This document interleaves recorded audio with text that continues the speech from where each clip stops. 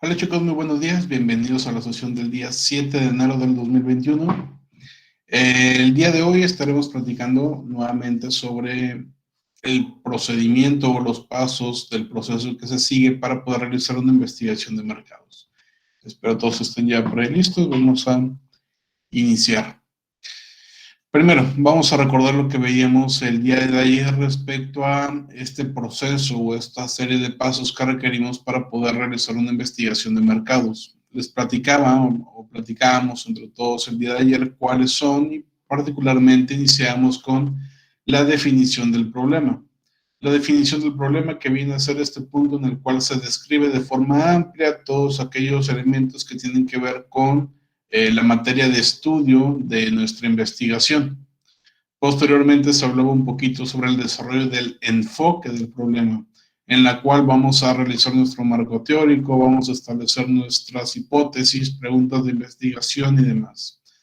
Después se platicaba sobre el diseño de la investigación, que básicamente se refiere a la metodología que estaremos empleando, cuáles son las formas, métodos, técnicas que se estarán empleando durante nuestra investigación. Aquí es donde decimos si vamos a aplicar encuestas, si vamos solamente a observar, si vamos a hacer entrevistas o cualquier otra técnica de las que vamos a estar estudiando durante este cuatrimestre. Posteriormente se aplican esas técnicas en el trabajo de campo, es decir, se empieza con la recolección de datos para poder tener suficiente información que será analizada posteriormente. El paso 5 se realiza después de esta recopilación y entonces ya estamos analizando los datos para finalmente tener en el último paso un informe que vamos a presentar donde se difunde todas estas conclusiones que tenemos de nuestra investigación o de nuestro estudio. Platicamos también el día de ayer sobre los diferentes niveles de importancia que tiene una investigación de mercados, recalcando que una investigación de este tipo aplica no solamente para empresas grandes, multinacionales, sino que ayuda también a empresas pequeñas, medianas o incluso micro y nano, de tal forma que para todas las empresas sería conveniente tener o aplicar, mejor dicho, una investigación de mercados, obviamente a su nivel. Una empresa multinacional estará gastando varios miles o incluso millones de dólares realizando investigaciones porque precisamente su campo de aplicación es mucho más grande, mientras que una empresa pequeña, por ejemplo, un señor de una tiendita de la esquina tendrá la posibilidad también de aplicar una investigación, pero será mucho más económica. Digámoslo así, una empresa como Coca-Cola tendrá que gastar quizá 10 millones de dólares en una investigación de mercados que trate de conocer por qué la gente prefiere Coca Light sobre la Coca regular, mientras que el señor de la tiendita de la esquina va a hacer su investigación preguntándole solamente a sus clientes que regularmente acuden, no sé, por qué prefieren comprar leche Nutrileche en lugar de leche Lala. ¿Me explico? Entonces, derivado de esto, entonces, es que los dos pueden aplicar una investigación, aunque uno va a gastar muchísimo más que el otro. Pero para todos se aplica y para todos se puede realizar. Bien, una vez dicho esto, vamos a iniciar ahora sí con tema de este día. Primer paso de nuestro procedimiento o nuestro proceso de investigación de mercado. Ya lo decíamos hace un rato.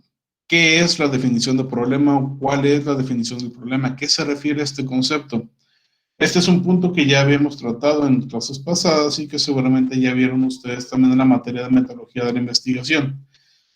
Para definirlo, tenemos este concepto que es la definición del problema. Se refiere a plantear el problema general de forma amplia e identificar sus componentes específicos a partir de la investigación de mercados que vamos a estar realizando. Entonces, cuando nosotros tratamos de definir un problema, lo tenemos que hacer de forma amplia, ¿ok? De forma general y de forma amplia. Todos aquellos aspectos que nosotros estamos planteando que son problemáticos para la empresa o que representan un área de oportunidad para la empresa, los tenemos que estar planteando de forma amplia. Pero además debemos de separar esa problemática o esa oportunidad en diferentes componentes específicos. Vamos a decirlo así. Es como si tuviéramos, por ejemplo, tengo una caja de colores. Eso representa mi problema. ¿Cuál es tu problema? Que tengo una caja de colores. Ahí estoy hablando de forma general. Tengo que hablar de forma más amplia sobre ese problema. Tengo una caja de colores marca Crayola que incorpora un total de 12 colores. La caja es color amarillo, tiene unas medidas de 23 centímetros por 12 centímetros, etcétera, etcétera, etcétera. Estoy describiendo esa problemática. Y después lo separo en componentes específicos. Mi caja de colores se divide en 12 colores: azul, rey, azul marino, verde, verde agua, amarillo, rojo, anaranjado, negro, blanco, etc. ¿Ok? Haciendo esta analogía me parece sería un poquito más sencillo de entender. Cuando tenemos una problemática dentro de una empresa sería una cuestión similar. Por ejemplo, yendo a un caso un poquito más aplicado, si habláramos de una empresa que se dedica a la comercialización de abanicos, por ejemplo, podría ser que dentro de sus problemáticas exista un detalle orientado hacia que dentro de esa empresa de abanicos, los clientes están comprando cada vez menos ventiladores o menos abanicos de ese tipo. Los componentes específicos vendrían a ser cuáles son los motivos o cuáles son los detalles de este hecho. O podrían ser cuáles son las partes en las que podemos dividir este desagrado por parte de los clientes. ¿Ok? Como es una definición de problema antes de la investigación, no tenemos total certeza de algunos datos, pero sí podemos plantear alguna información a partir de datos recopilados en fuentes secundarias. El principal problema con los abanicos, de acuerdo con un estudio del 2007, podría decir que la gente no los quiere porque no enfrían tanto. Y ese podría ser parte de mis componentes. O podríamos incorporar temas de precio, podríamos incorporar temas de calidad, etc. Pero en todo caso, hablamos de forma general y amplia del problema y después lo dividimos en componentes específicos. Si no les ha quedado claro, no se preocupen, un poquito más adelante vamos a estar platicando del tema. Una vez que tenemos claro que para poder definir el problema lo tenemos que hacer de forma amplia, ¿cómo le hacemos para encontrar información suficiente que me permita describir este problema? Hay básicamente 4 tareas necesarias para poder hacerlo.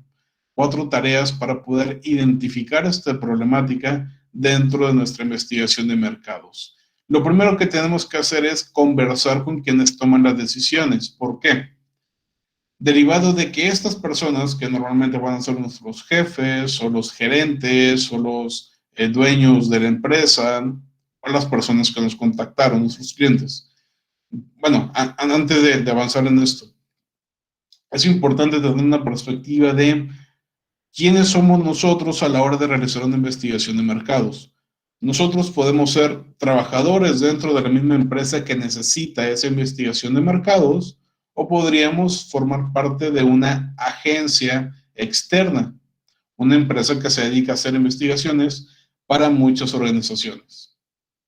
Entonces, si yo hago la investigación para mi propia empresa o para la empresa donde yo trabajo, entonces los tomadores de decisiones serán mis jefes, serán los dueños de la empresa. Si yo trabajo haciendo investigaciones de mercado desde una agencia externa, entonces los tomadores de decisiones serán mis clientes, las personas que me contrataron para que haga un estudio en su empresa. ¿Ok? Ahora sí, entonces, lo primero que tenemos que hacer para poder definir el problema es conversar con ellos, tener pláticas para que desde su propia perspectiva nos estén indicando cuál creen ellos que es el problema principal dentro de la organización. ¿Por qué consideran necesario la realización de una investigación de mercados en primer lugar? Después de esto, tenemos que realizar también, o sería conveniente realizar entrevistas con expertos en el tema o en el área. Idealmente nosotros seríamos los expertos, pero si no es así, tenemos la posibilidad de ir con otras agencias, con personas que sean importantes en el tema, con investigadores, con empresarios, etcétera.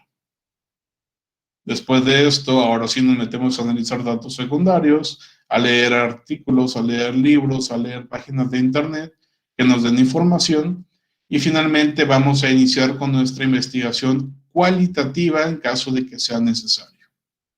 Vamos a ver cada una de estas tareas por separado. Primero, recordar, estamos en el paso 1 del proceso de investigación de mercados.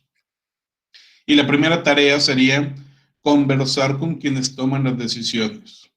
¿Ok? Lo acabamos de ver en la diapositiva pasada.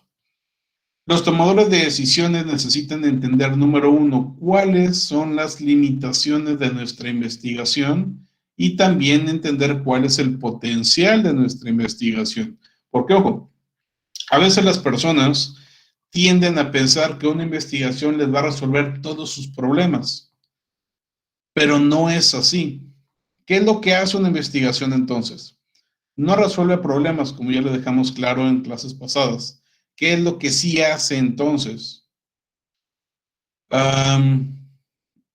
Vamos a ver, Rogelio, ¿te acuerdas qué es lo que sí hace una investigación de mercados? Sabemos que no resuelve problemas, pero ¿qué sí hace? Bueno, nos brinda los datos, nos da herramientas, nos da con qué resolver esa problemática, pero no tal una solución. Perfecto, exactamente. Y eso es lo que le tenemos que dejar en claro a los tomadores de decisión. Nosotros no vamos a resolver el problema. La investigación no te va a resolver el problema. Te va a dar datos, te va a dar información, te va a dar herramientas, te va a dar con qué vas a poder tomar tú esa decisión. Entonces, lo primerito que tenemos que hacer, sea que nos contrataron o sea que nos están diciendo nuestros jefes que hagamos una investigación, es tener bien claras las limitaciones que tiene una investigación de mercados. También podemos tener limitaciones en temas de tiempo. Se los decía en clases pasadas, una investigación de mercado requiere muchos recursos, como lo puede ser tiempo, obviamente, dinero, personas, conocimiento, etcétera. Entonces, si nos están pidiendo, por ejemplo, que realicemos una investigación para saber si un producto va a funcionar a nivel nacional, necesitaremos suficiente tiempo para poder estudiar a todo el mercado nacional. Les platico algunas experiencias personales. Dentro de mi trabajo en la UAT, en Sinotam, uno de los aspectos en los que ayudamos a los empresarios tiene que ver precisamente con investigaciones de mercado. En algunas ocasiones nos han contratado ciertas personas para que les ayudemos a identificar si su producto va a tener éxito o no, cuál sería el mejor nombre para su producto, etcétera. Investigaciones de muchos tipos. Pero algunas de ellas nos piden que realicemos una investigación porque quieren lanzar su producto a nivel nacional. Me acuerdo mucho de una empresa en particular que se dedicaba o se dedica todavía a la creación y comercialización de cremas y sueros faciales con base en colágeno derivado de productos del mar. Entonces, lo que ellos querían era lanzar su producto a nivel nacional. De hecho, les ayudamos con el desarrollo de su producto, desde temas técnicos, pero también con la marca y con diferentes acciones. Y después ellos querían lanzarlo a nivel nacional. Para hacerlo, querían que realizáramos un estudio de mercado, una investigación de mercados. Entonces, teníamos diferentes formas de hacerlo. Lo primero que hicimos con ellos fue hacer un estudio de mercado a nivel local, esto para un proyecto en específico que teníamos. Entonces, a nivel Victoria, se hizo un estudio con más o menos 600 encuestas en el cual arrojó resultados medianamente positivos. Pero ellos querían que lo extrapoláramos a nivel nacional. El detalle es que ellos necesitaban, o mejor dicho, ellos requerían que ese estudio quedara listo en un mes a nivel nacional. ¿Qué pasa aquí? Que nosotros no teníamos la suficiente capacidad de personal para poder realizar este trabajo en un mes. ¿Por qué no?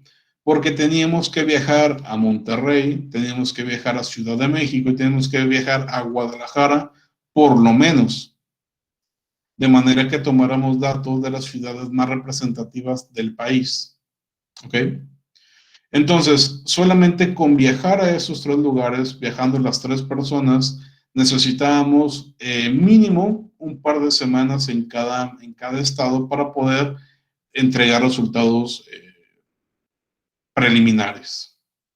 Estamos hablando de que necesitamos por lo menos 1 mes y medio solamente para empezar con la recopilación de datos.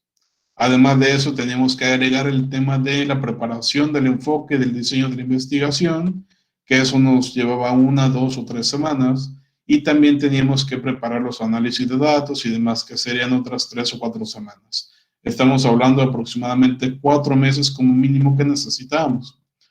Al momento de escuchar esto, pues el cliente dijo, ¿sabes qué? Entonces no quiero realizar un estudio porque va a tardar mucho. Mejor simplemente con los datos que ya tenemos vamos a pensar que está bien. ¿Qué hubiera pasado, por ejemplo, si nosotros dijéramos, sí, le entramos, no pasa nada? Nos hubiéramos quedado sin tiempo, no hubiéramos entregado el producto y pues el cliente estaría enojado, obviamente. Por tal motivo, tenemos que decirle previamente cuáles son las limitaciones con las que contamos. En este caso que les platiqué, teníamos limitaciones de personas, teníamos limitaciones de tiempo y teníamos limitaciones también de recursos, porque esto no se los conté, pero también dentro de la investigación, obviamente requeríamos que todos los gastos corrieran por cuenta del cliente, además del cobro que íbamos a hacer nosotros. Entonces estábamos hablando de que la investigación como tal tendría un costo de aproximadamente 80,000 pesos, más los gastos que se iban añadiendo. Entonces ustedes calculen noches de hotel para 3 personas dentro de cada una de estas 3 ciudades por 2 semanas en cada ciudad.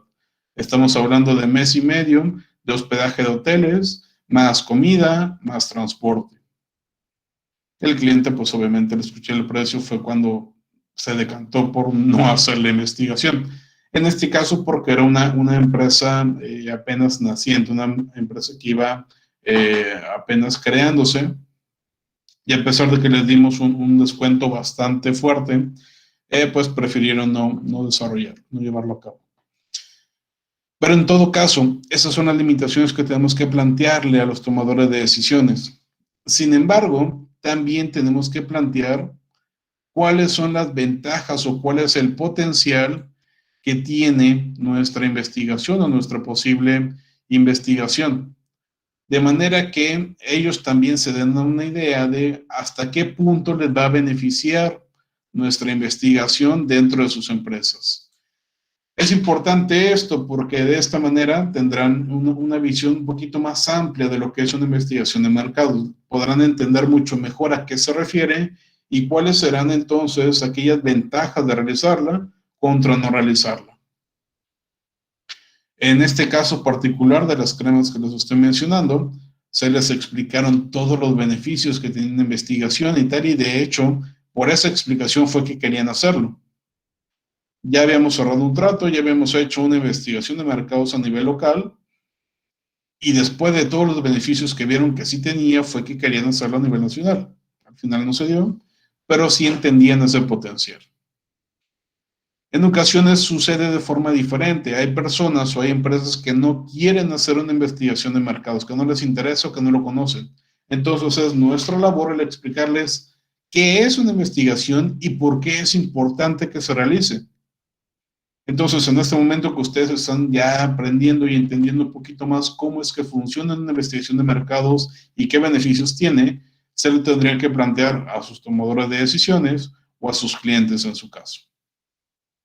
Bien, para identificar el problema de la administración, el investigador debe de poseer en primera instancia una habilidad considerable para interactuar con la persona que decide. Y este es un punto central. Como les había comentado en algún momento, dentro de los trabajos que realizo dentro de mi ámbito profesional, tenemos una empresa consultora que es aparte de la UAT y aparte de la UPB, esta es propia. Y dentro de esta empresa consultora tenemos básicamente 4 consultores que realizamos los proyectos principales.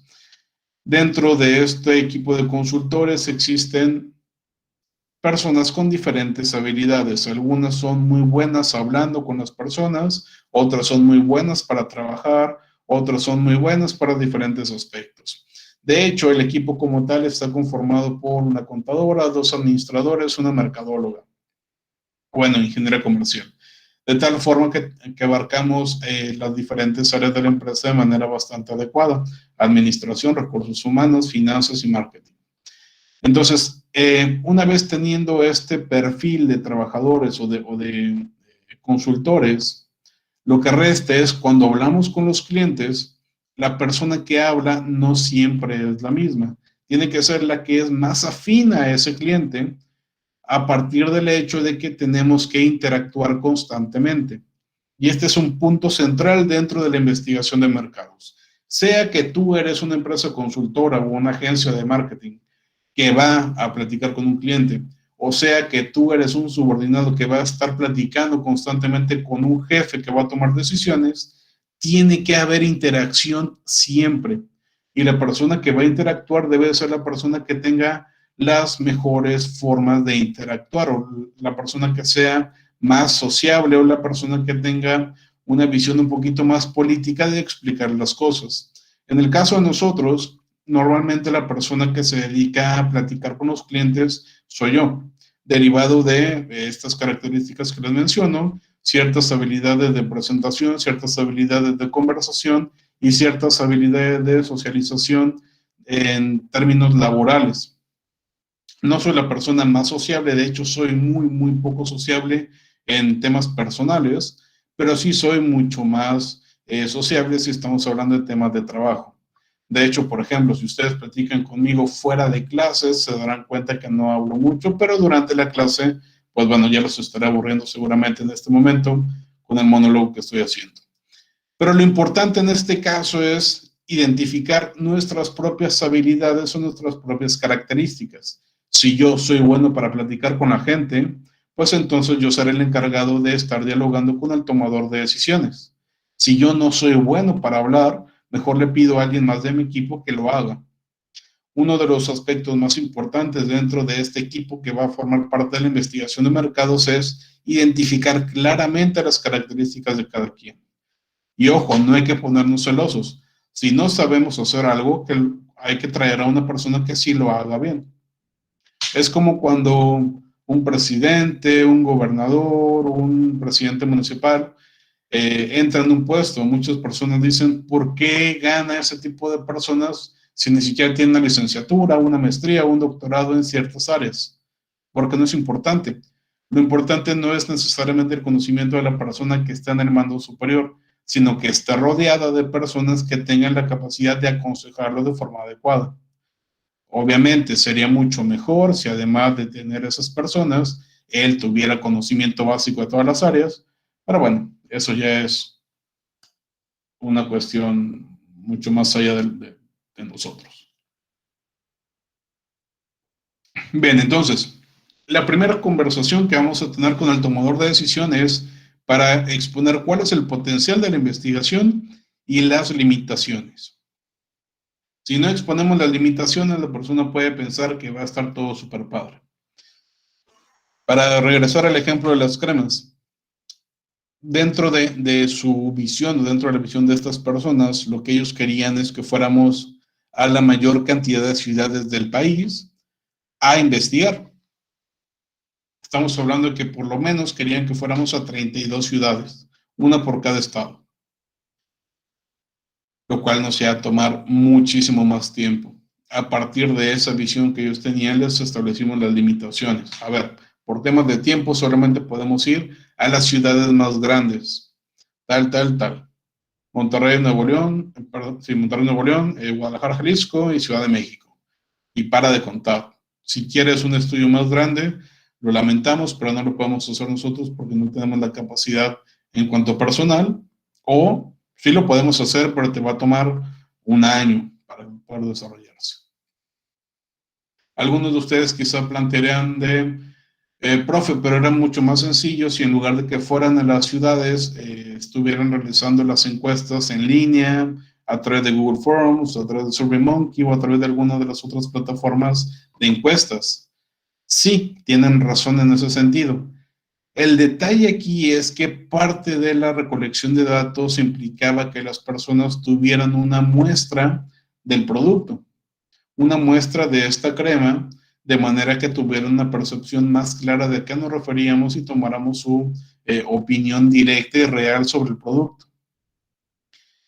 Y esto pues obviamente solo se podía hacer si la persona estaba con nosotros encuestando, no a través de un proceso a distancia. Esas eran las limitaciones. Bien, dentro de la conversación con quienes toman las decisiones hay que realizar una auditoría del problema.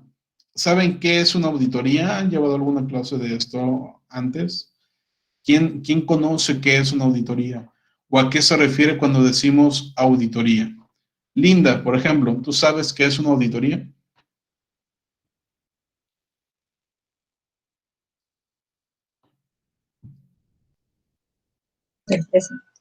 Ah, yo pienso que es una revisión de todos los movimientos que se realizan en alguna empresa. Revisión de los movimientos que se realizan en una empresa. Por ahí va. No estamos hablando necesariamente de una auditoría empresarial, sino de una auditoría en términos generales. Denise, ¿tú cómo podrías definir a una auditoría? Pues también yo diría que sería como una inspección o revisión de, pues, de la contabilidad de una entidad o empresa. Ok, bien, gracias. En este caso se están yendo un poquito más por este lado de auditoría fiscal, auditoría contable, también hay auditorías administrativas. De hecho, me parece que van a llevar una materia al respecto o en algún momento tendrán algo similar. Cuando hablamos del término auditoría nos estamos refiriendo, sí, a realizar revisiones, sí, a inspeccionar y hasta ahí le dejamos.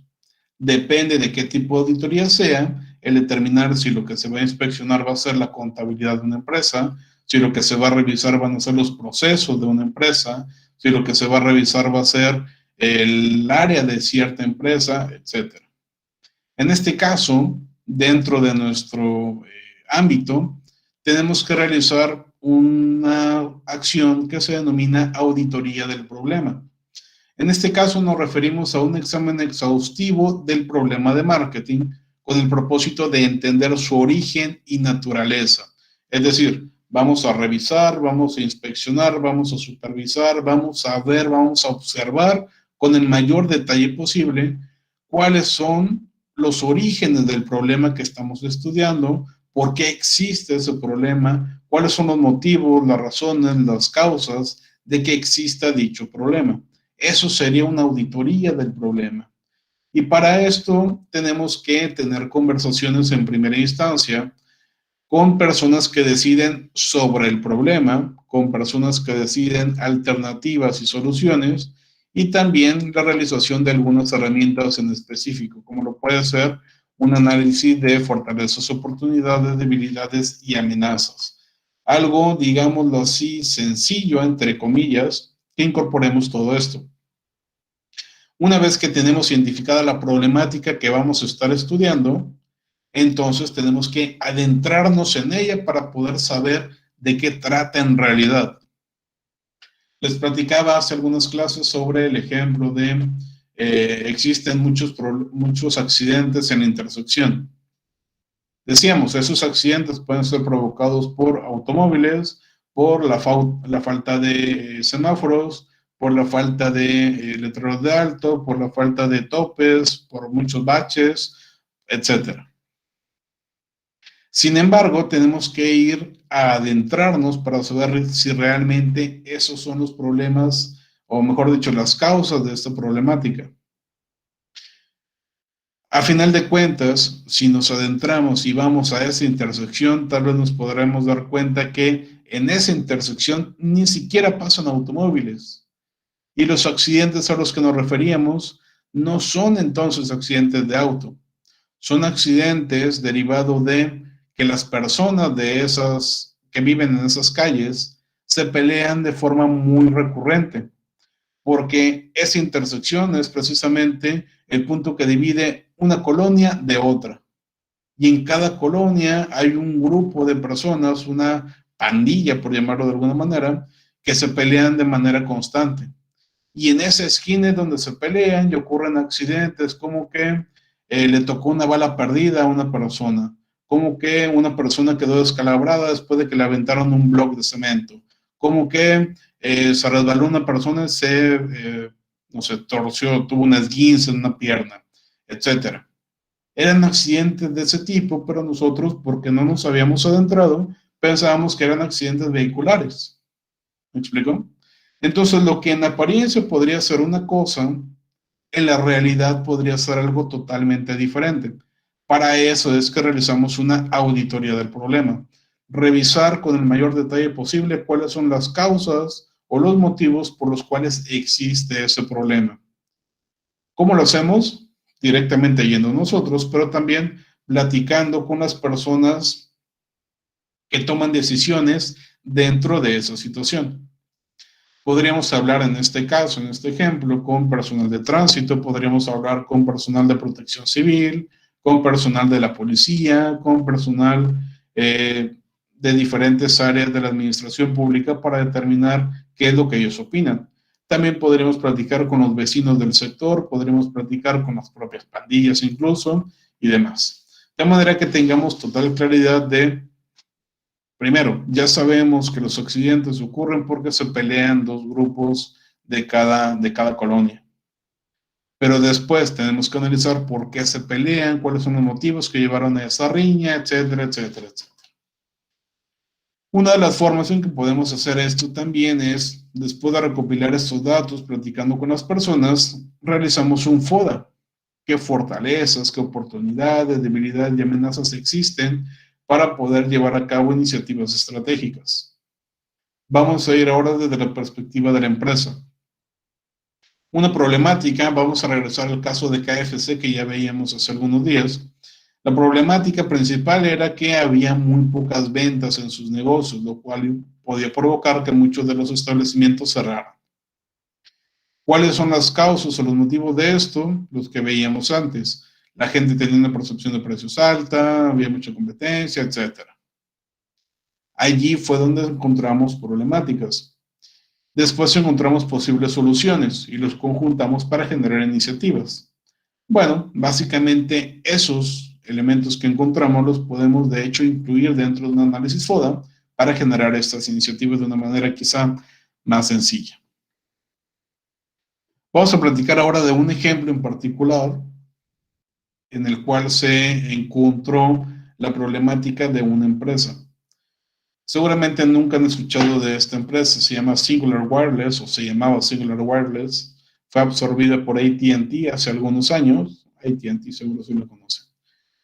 Singular, a finales de los 90s y principios de los 2000s, era una de las principales empresas de telefonía celular. Sin embargo, no arrancaron de la mejor forma posible.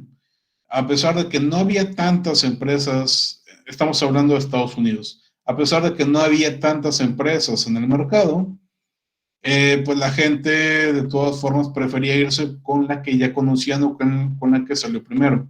Elegían Sprint, elegían Verizon, elegían la propia AT&T que todavía funcionaba como una empresa propia hasta ese punto, y empresas nuevas como Singular no las tomaban mucho en cuenta. En sus primeros años las ventas no cumplían con las expectativas de la organización. A pesar de que la telefonía celular iba iniciando, estamos hablando de que tenía celular solamente una persona de cada 20 o de cada 30, pero pues ahí iba iniciando, ahorita tenemos casi todos. Entonces, estaba bastante bien, iba en crecimiento esta industria, por eso Singular se creó.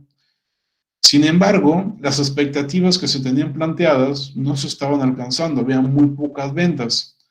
Entonces, lo que tenía que hacer Singular era encontrar cuál es la problemática por la cual la gente no adquiere nuestros servicios. Estamos teniendo a lo mejor precios muy altos, puede ser que nuestras tarifas son excesivas, puede ser que la competencia tiene precios mejores y demás. No, no es eso, porque Singular se encargó antes de crearse de estudiar la competencia y tener mejores tarifas, mejores equipos, mejor todo. Entonces, ¿cuál era la dificultad real? la dificultad real era la falta de una imagen. ¿Qué pasaba entonces?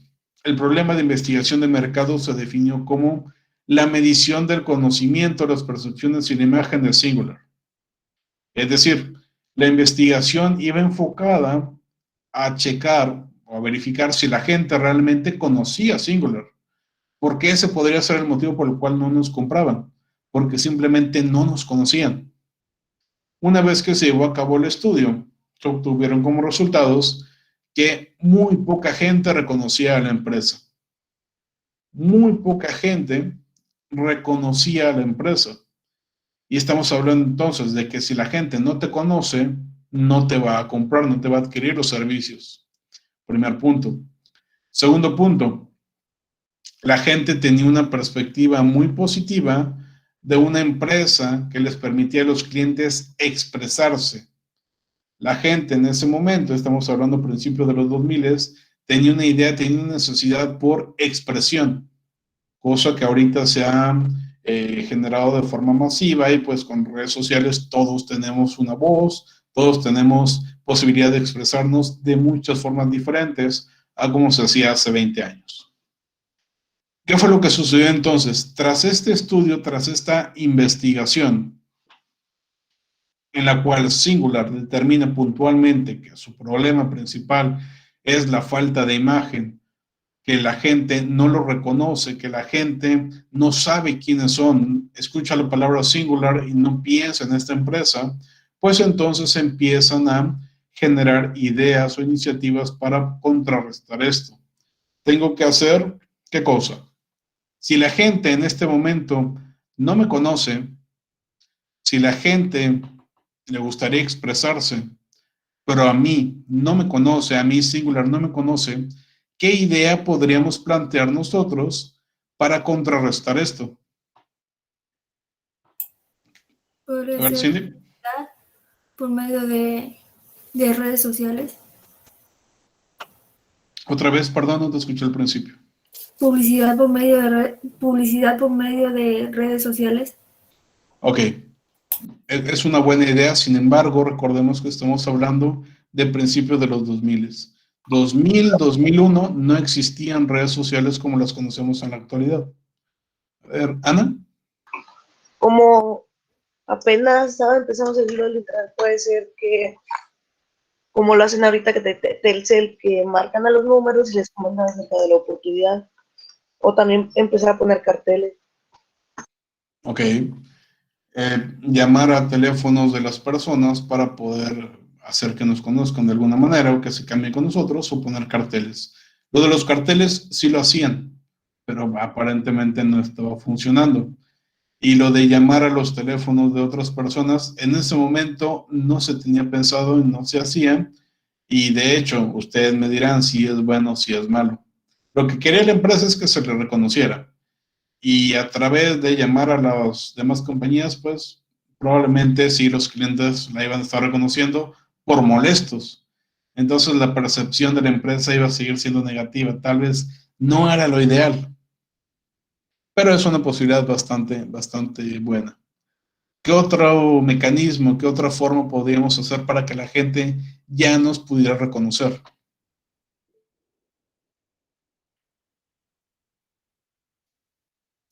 Nos preguntan acá en el chat, ¿es legal llamar para hacer publicidad? Sí, sí es legal llamar para hacer publicidad.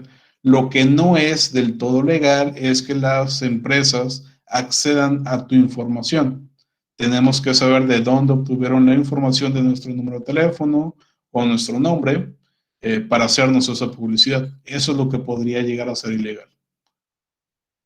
¿Qué otra idea se les ocurre? ¿Qué otra idea podría aplicar Singular en el año 2000 para poder aplicar algún tipo de estrategia que le permitiera ser reconocida por las demás personas?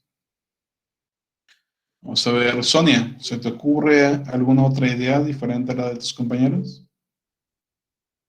Bueno, por el año yo diría que publicidad, pero por los medios tradicionales como lo son principalmente la televisión. Ok, bien. Televisión que en ese punto estaba en una cúspide todavía derivado de que no existía un buen internet, la mayoría de la gente no tenía computadoras y mucho menos internet.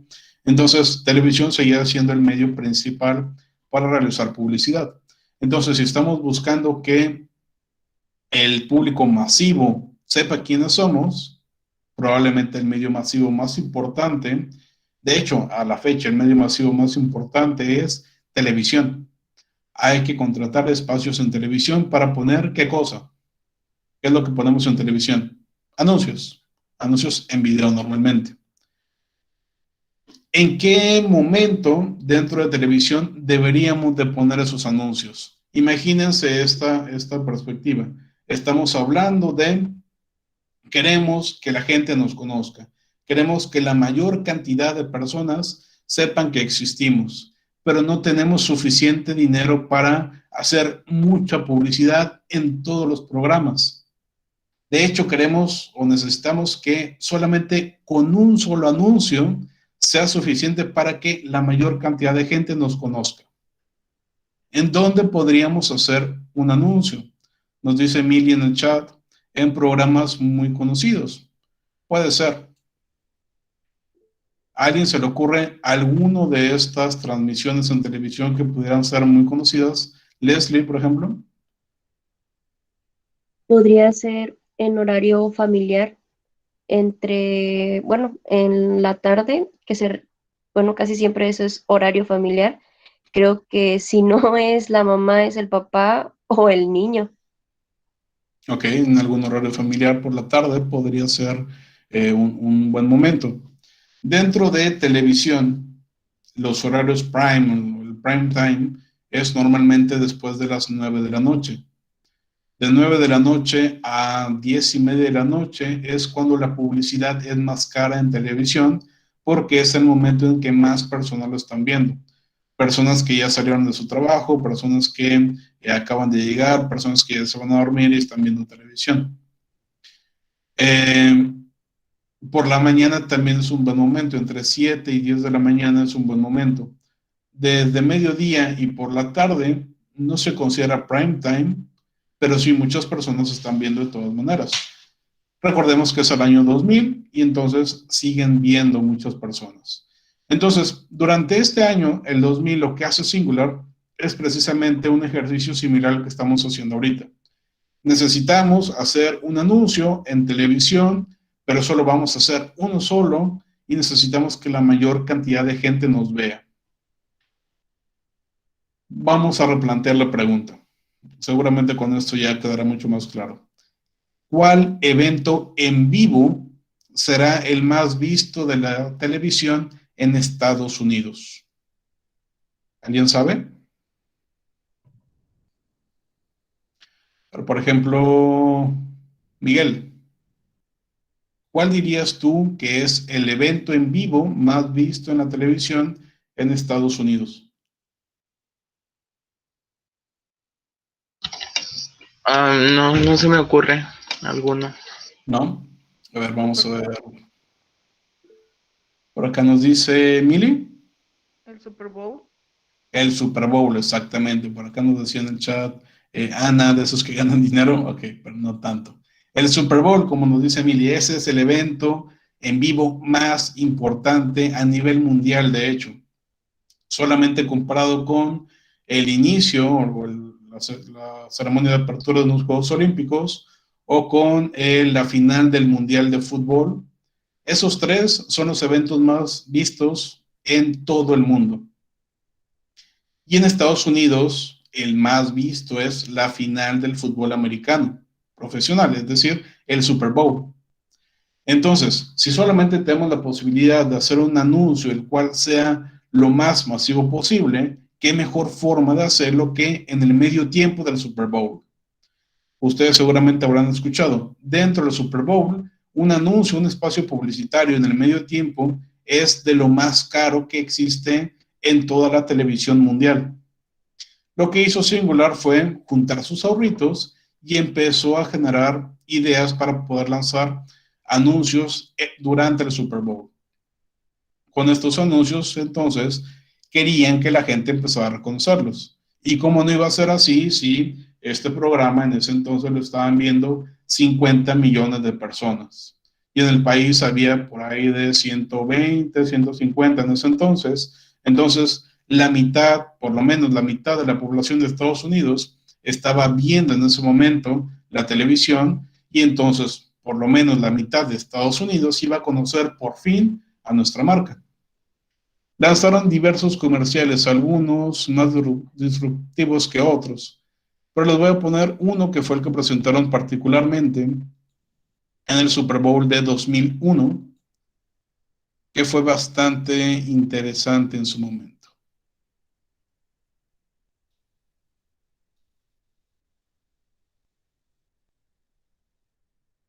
You just made a touch goal. Now take first position. Stop, stop, stop. You are so clumsy. Again. You are a peacock. Strut, strut. You are a camel in the desert. You are a tree. You are a redwood. You are a sapling. Express yourself. Announcing Singular, the wireless company that believes in the joy of self-expression. Bravissimo. Super. Muy bien, como lo vemos en este pequeño spot de Singular de 2001, tiene algunas características bastante importantes. Seguramente el cuatrimestre pasado la mayoría de ustedes vieron el modelo AIDA. El modelo AIDA que empieza con captar la atención, provocar un interés, un deseo, hasta generar una acción. Justo en este anuncio, donde vemos a personas grandotas, así fornidas, con ropa bastante pequeñita, que son jugadores de fútbol americano reconocidos, pero que están bailando ballet, provocamos un sentimiento de, además obviamente que vamos a voltear a verlo, nos va a provocar ciertos sentimientos de comedia, de risa, y queremos seguir viendo para ver qué tonterías estarán haciendo. Eso fue el primer comercial exitoso de Singular. La gente volteaba a ver su televisión para ver a estas personas grandotas bailando ballet. Y fue la primera ocasión en que Singular se empezó a hacer popular a nivel Estados Unidos. De esta manera entonces se empezaron a seguir haciendo publicidad, sobre todo publicidad que te hacía voltear a verlos por lo diferente que era. Les voy a poner otro comercial para concluir la clase del día de hoy, que también es bastante interesante. Incluso para algunas personas lo podrán considerar perturbador, entonces por ahí vamos a ver.